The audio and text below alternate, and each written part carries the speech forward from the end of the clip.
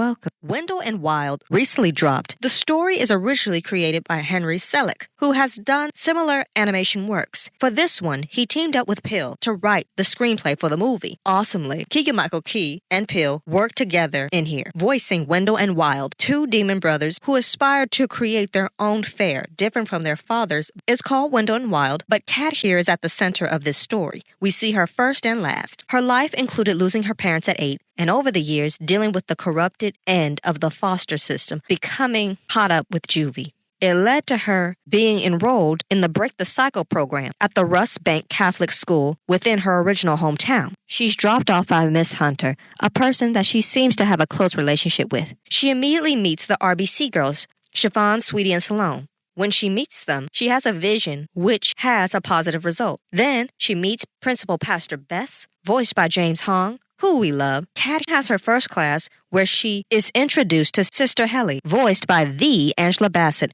one of Wakanda's queens. The scene escalates when an octopus gets reeled in. Kat gets to the front, gets a shock, literally and figuratively. Noticing the shock gave her a strange tattoo marking of teeth that Sister Helly seems to know a little something about, but Kat gives her the cold shoulder. Yet Sister Helly warns her not to tell anyone about it. Kat soon gets a visit from Wendell and Wild. Turns out she's a hell maiden. They make a deal involving the resurrection of her parents, Wilma and Delroy, in exchange for her summoning them into the land of the living. She does all the steps required to summon them, getting the bears above, responsible for her new tattoo, and a witness, a role fellow student Raul fulfills. She attempts summoning, does everything she's supposed to do, only for Wendell and Wild to end up at the wrong place. They brought special hair cream from the underworld that they stole from their father, which can raise the dead. They ensure it can by testing it out on the principal, who died at the hands of money-hungry Claxons, a belligerent couple that are for themselves and plain evil, worse than the demons. The principal turns to his school after making an agreement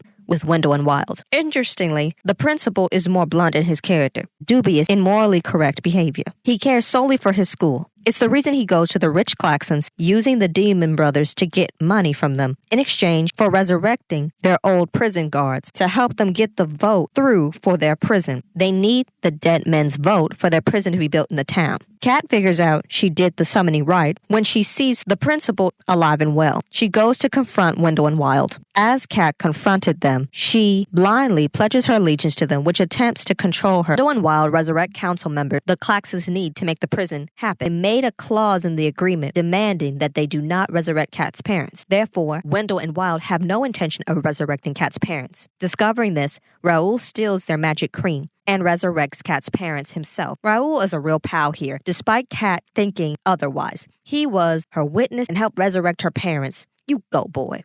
Kat finds that Wendell and Wild have resurrected people already, and so she rushes to her old house, finding her parents there. They catch up, noticing that her hand is a bit twitchy. Per their encouragement, she saves Raul. As her and Raul try to return to her parents, Sister Helly takes her to Manberg, who we've seen talking about, and to Sister Helly. We get an understanding that the two have a soured history between them. He assists in bloodletting Kat and Sister Helly together to help her get rid of her hand allegiance and to deal with her past. She overcomes the guilt she carried about the death of her parents because she distracted her father while he was driving, and she wasn't able to save them.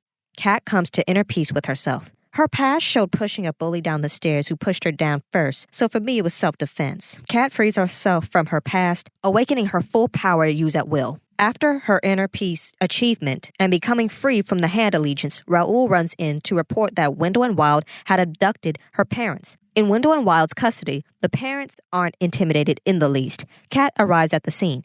Siobhan is not too far behind after searching for Kat. Siobhan shares her parents' plan to purposely sabotage other Break the Cycle program students, setting them up to end up in prison. The bribe money the principal got was fake too, just like the Claxons. But the voting has already taken place for the prison to be built. Buffalo Belzer came to retrieve Wendell and Wild, probably to punish them, but then is inspired by Raul's art. He discovered his other children were near being returned to him one by one. Come to find out, the magic cream doesn't last long, and only a little was left. They decide to use it to resurrect the brewery workers who worked out Delroy and Wilma's brewery when it was burned down. As Raul goes to unbury and resurrect the dead brewery workers, everyone goes to stop the bulldozing of the town. Wendell and Wild help too. They stop the bulldozers, the klaxons, get arrested with the revived witnesses there as proof of their crime. As Kat's parents begin to phase out, Kat shows them the bright future for the town with her power.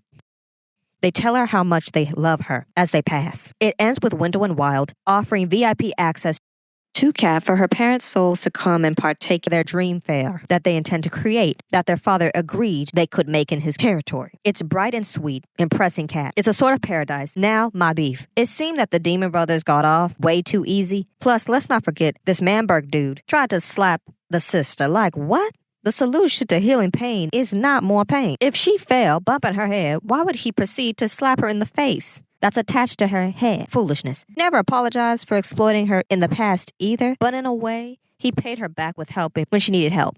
My other thing, Kat should have had her parents attached to the hip. She just got them back and immediately left them alone. Then we had Raoul not being appreciated enough for the many things he did for people, and he did a lot in here. Regardless of these things, I thought this animation was dope. It was the entire vibe for me. And that's just my take on it, but feel free to leave comments about your own perception of this movie and how you felt about it. That's all for today. Stay tuned.